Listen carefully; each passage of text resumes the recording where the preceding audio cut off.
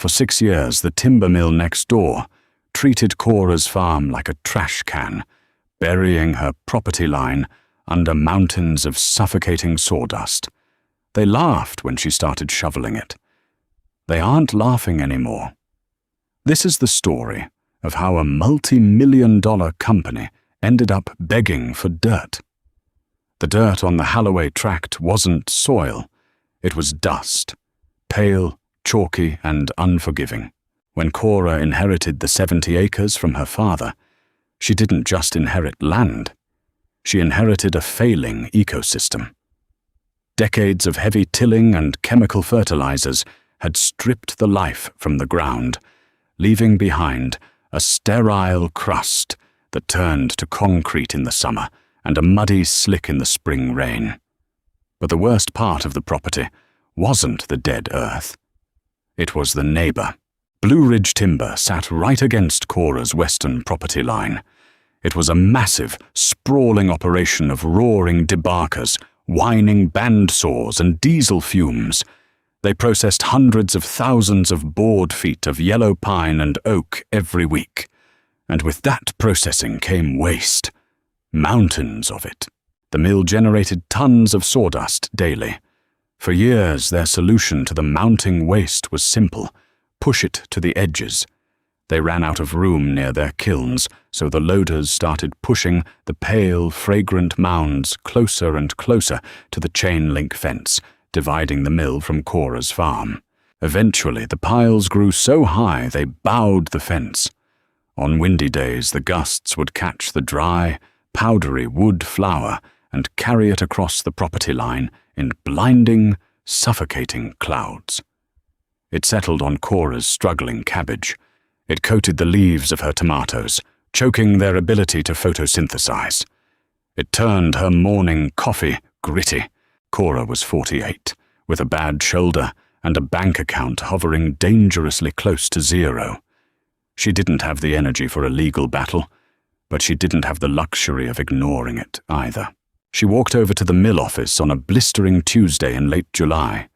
The air conditioning inside the modular building was so high it made her sweat or cold. Wyatt Gable, the operations manager, sat behind a faux mahogany desk, staring at a spreadsheet. He was a man composed entirely of sharp angles and pragmatism. To him, the world was a ledger of assets and liabilities. Cora was a liability. "I need you to move the piles, Wyatt," Cora said, bypassing any greeting. She stood in her mud-caked boots on his industrial carpet. "It's blowing over the fence. You're smothering my late-season crops." Gable didn't look up immediately. He tapped his pen, then leaned back. "Cora, good to see you. Look, the loaders push it to the perimeter until the hauling trucks can take it away. It's temporary." "It's been temporary since March," she replied, her voice flat, devoid of the emotional plea he was clearly bracing for. "The fence is bending. My land isn't your spillway." Gable offered a thin, patronizing smile. "Waste management is an expense. Hauling it out of county costs diesel, man-hours, and dumping fees. If the wind happens to blow some dust onto your side of the fence, my lawyers call that an act of God." He paused, letting the corporate weight of the statement settle in the quiet room. "Tell you what. You don't like it on my side? You can have it.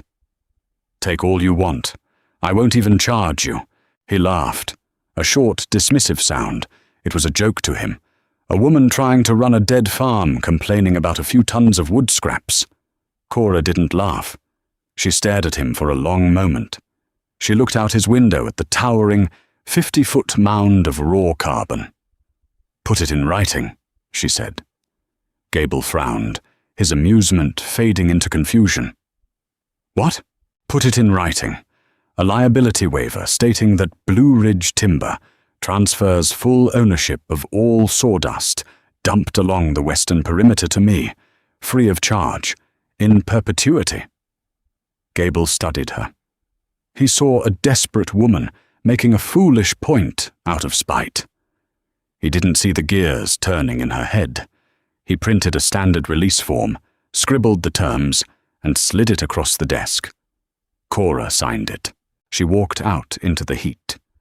She didn't have money for fertilizer. She didn't have money for topsoil.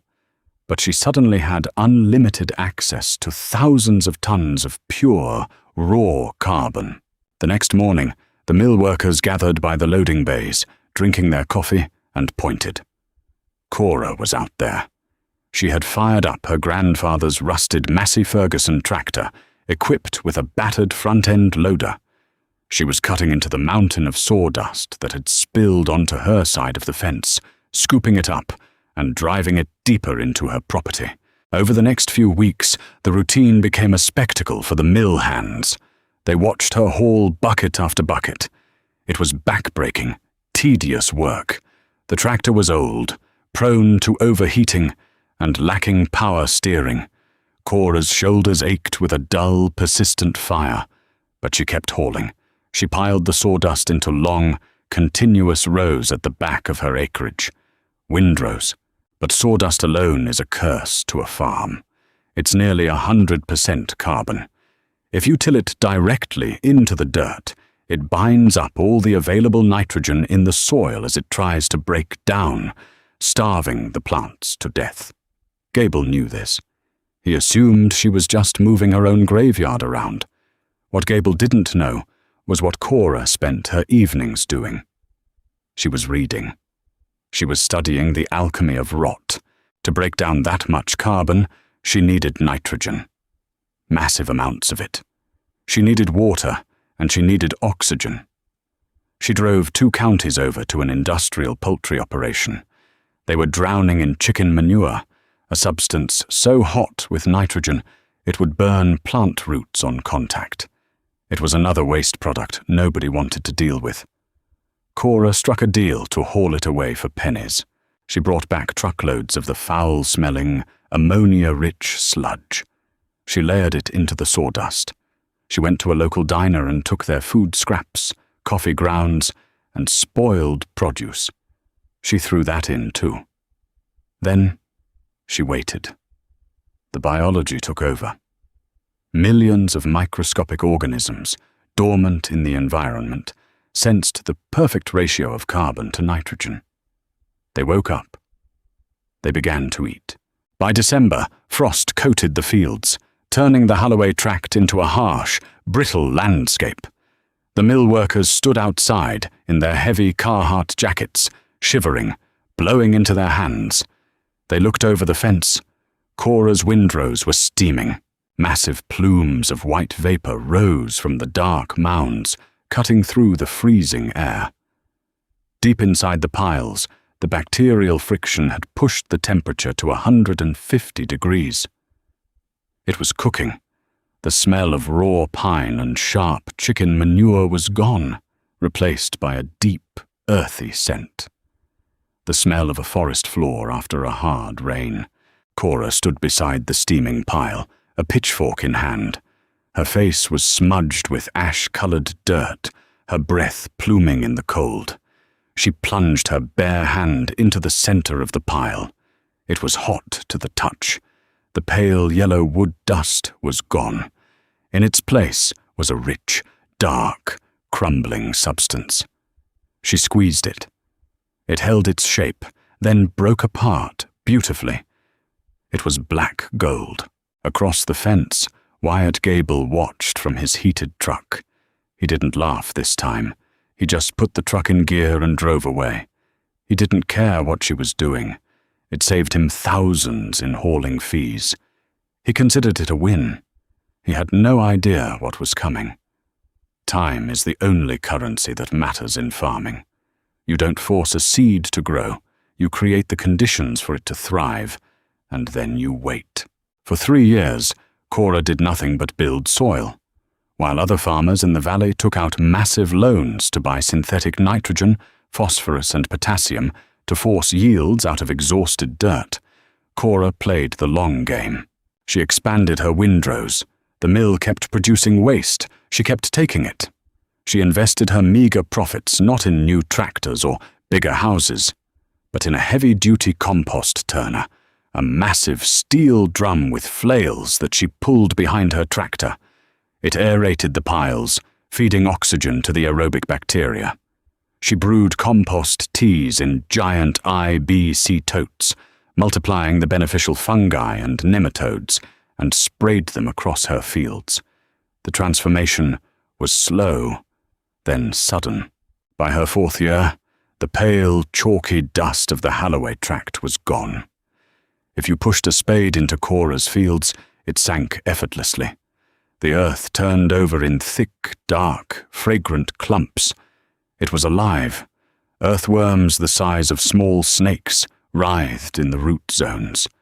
Fungal networks, white and thread-like, stretched miles beneath the surface, trading nutrients with the roots of her crops.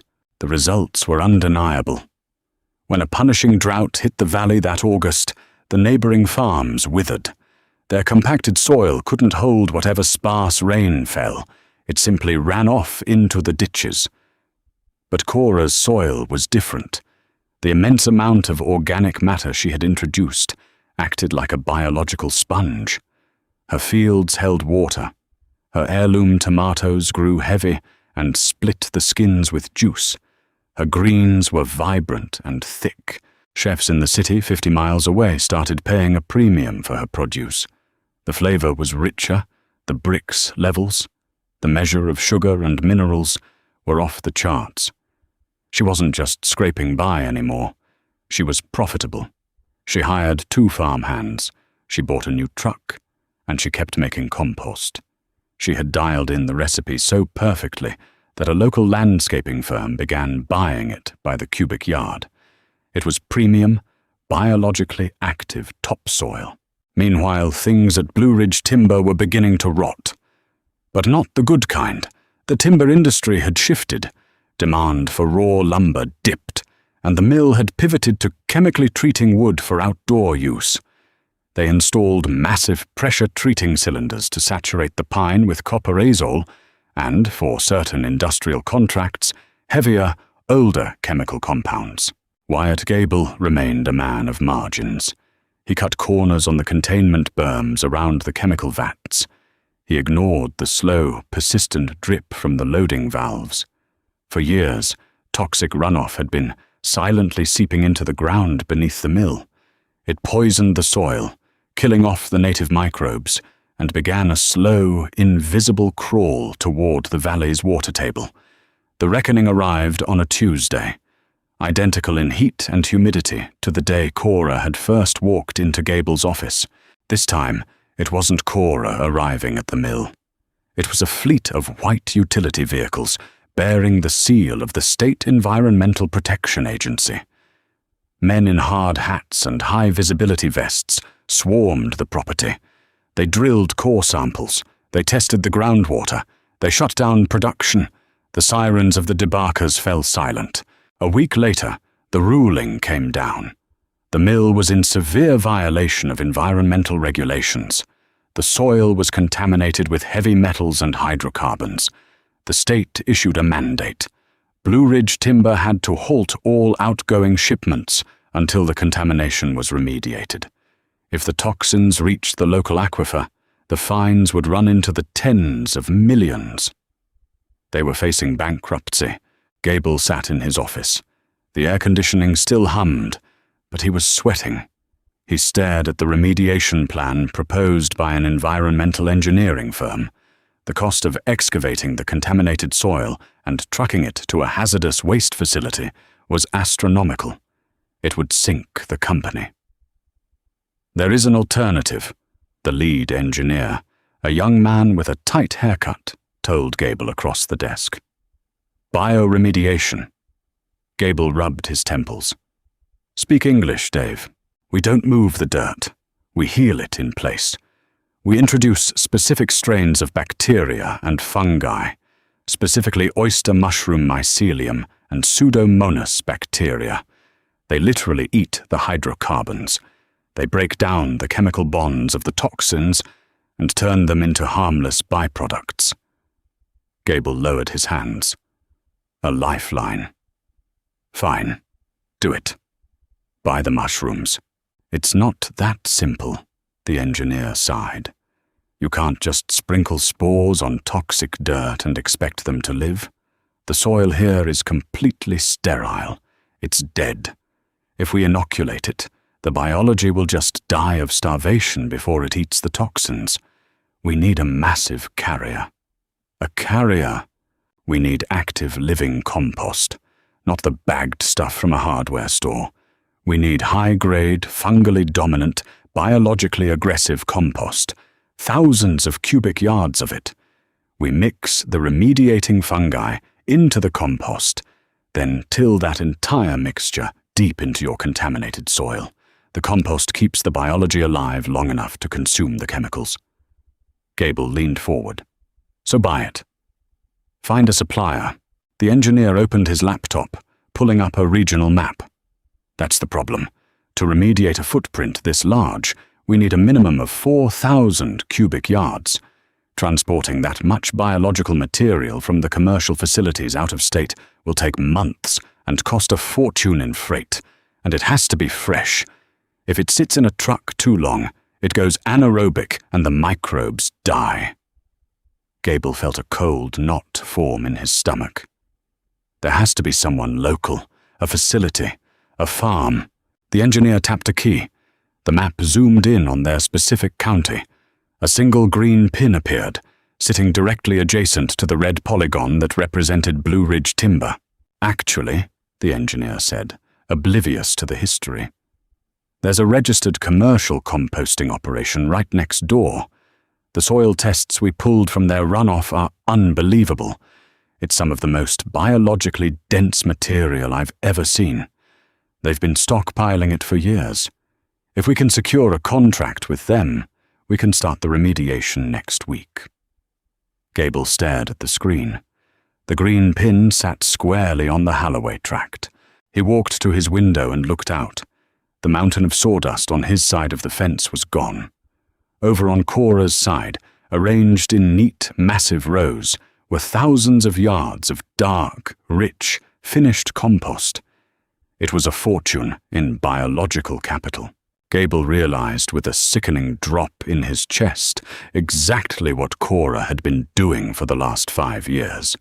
She hadn't just been getting rid of his waste, she had been refining it. She had taken his garbage, mixed it with sweat and time, and turned it into the exact medicine his dying company now desperately needed to survive. He didn't have a choice. He put on his hard hat, walked out of his air-conditioned office, and began the long, humiliating walk toward the property line. Wyatt Gable hated the heat. He hated the dust. He hated the smell of manure, and most of all, he hated being out of his element. He walked the quarter-mile from his office to the western property line, the midday sun beating down on his hard hat. His collared shirt stuck to his back. With every step, the manicured gravel of the mill yard gave way to the rough, untamed edge of the boundary. The chain-link fence, still bowed outward from the years of sawdust pressure, stood as a monument to his own oversight. On the other side, Cora was working. She was beneath the chassis of a rusted utility cart, a grease gun in one hand and a shop rag in the other. She wore heavy denim work pants and a faded flannel shirt rolled up to the elbows. She didn't look like a savior. She looked like a woman who had spent half a decade fighting the earth and had finally wrestled it into a draw. Gable stopped at the fence. He wrapped his clean, uncalloused hands around the galvanized steel wire. He waited for her to notice him. She didn't. "Cora," he called out, his voice competing with the hum of cicadas in the tree line. She slid out from under the cart on a piece of cardboard. She wiped a streak of black grease from her forehead with the back of her wrist, leaving a dark smear. She looked at him. She looked at his clean boots. She looked at the silent mill behind him. "Wyatt," she said. She didn't stand up. She just sat there on the cardboard, waiting. "Quiet over here today," Gable said, attempting a neighborly tone that sat poorly on his tongue. "Quiet over there, too," Cora replied. "Debarkers usually give me a headache by noon. Did the boys go on strike?" Gable cleared his throat. "Upgrades. We're doing some mandatory facility upgrades. taking a few weeks off production to, retool some of the treating yards. Cora picked up her shop rag and slowly wiped her hands. She knew exactly what was happening. Rural counties don't keep secrets, especially when state environmental vehicles park at the diner down the road for lunch. The waitress who poured Cora's coffee that morning had a brother who worked the loading docks at the mill. Cora knew about the hydrocarbons. She knew about the EPA mandate. She knew Gable was bleeding cash by the hour. Retooling, Cora echoed, her voice flat. Must be expensive. Fines usually are. Gable's neighborly smile tightened, then vanished entirely. He dropped the act. He was a businessman, and he recognized when he was outflanked. I have an engineering firm managing a remediation project for the soil under our treating vats, Gable said, his voice dropping to a brisk, transactional clip. They intend to use a biological agent to break down the site. They require a specific grade of active compost as a carrier medium. A lot of it. Is that right? Cora said. They surveyed the area. They ran tests on the runoff from your windrows. According to them, your material meets the specifications for the bacterial load they need. Gable gestured vaguely toward the massive, steaming black mounds lined up in the distance. I need to purchase 4,000 cubic yards. We can have our loaders over here by tomorrow morning to haul it out. I'll pay you commercial rate. $30 a yard. That's 120 grand, Cora. I imagine that goes a long way for a farm this size. It was a staggering amount of money. For a brief, fleeting second, Gable thought he saw a flicker of relief in her eyes. He expected her to jump at it. He expected gratitude. Cora finally stood up. She walked over to the fence, stopping just a few feet from him. The smell of the living soil clung to her, deep, rich, and intensely earthy. $30 a yard is the going rate for municipal yard waste mixed with cow manure, Cora said quietly. It's good for potting hostas. It does not remediate heavy hydrocarbons. Gable frowned. Dirt is dirt, Cora. If dirt were dirt, your engineers wouldn't have sent you walking over here with your hat in your hand, she fired back, her tone sharpening like a drawn blade. You don't need dirt. You need a specialized, fungally dominant biological inoculant.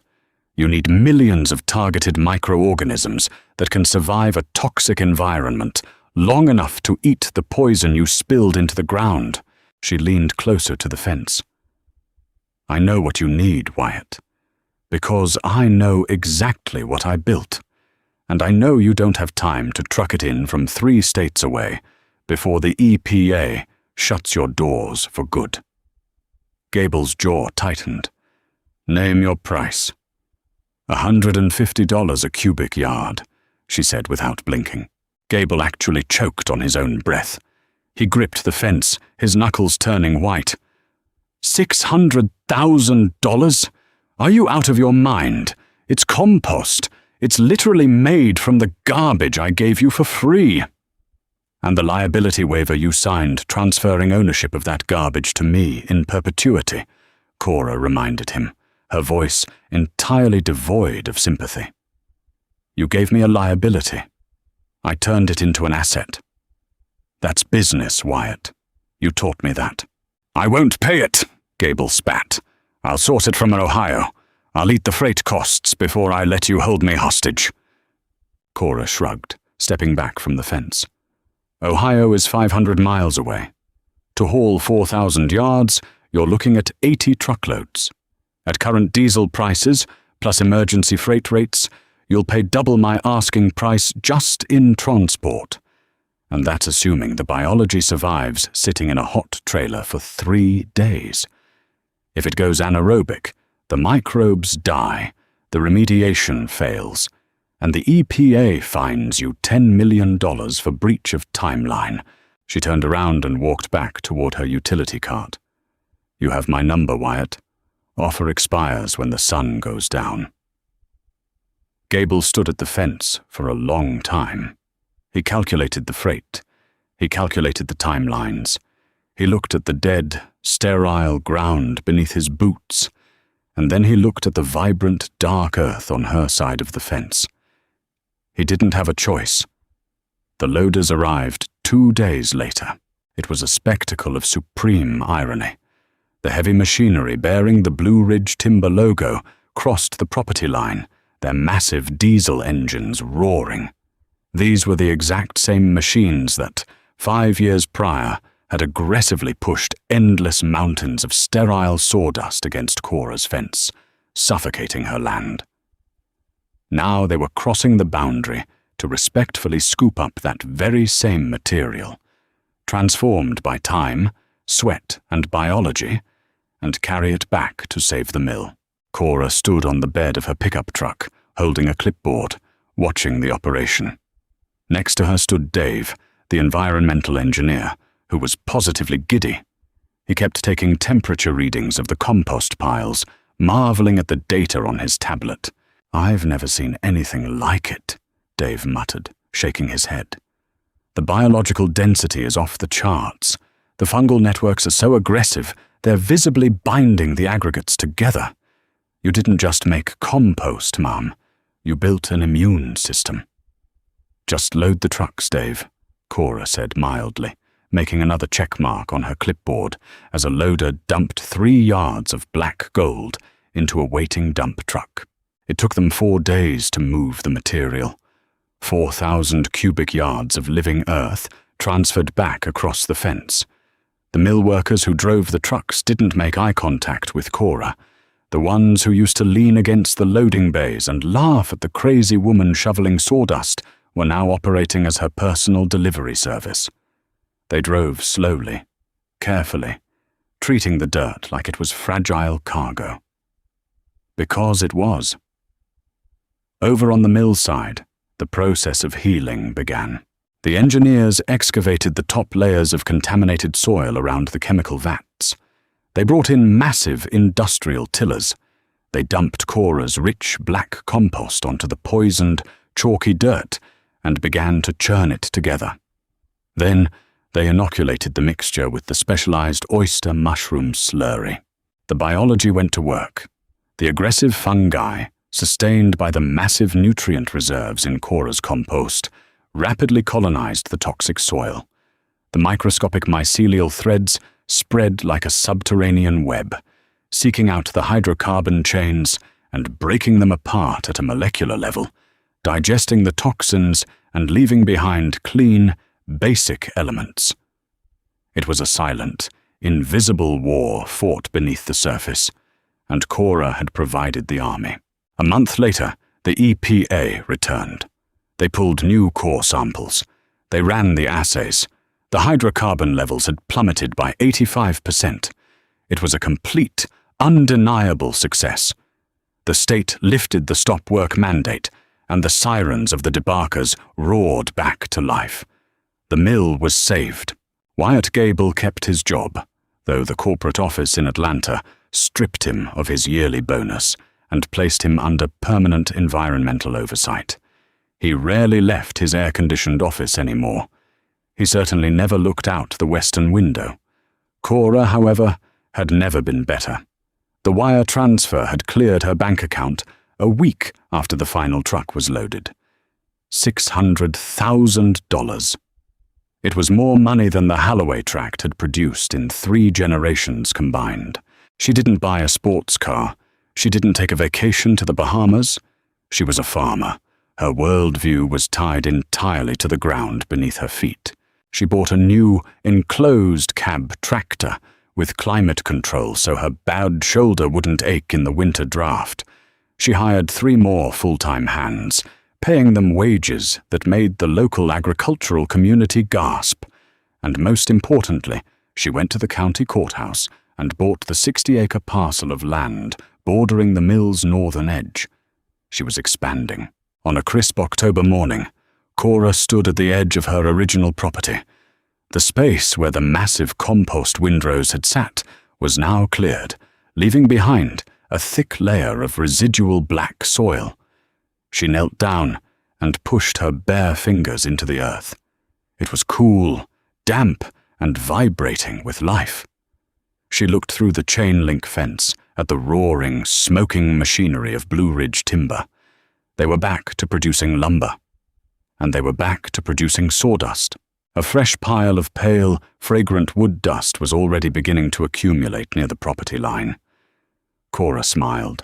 It was a tight, cynical smile of a woman who fully understood the mechanics of the world. Let them dump it. Let them pile it to the sky.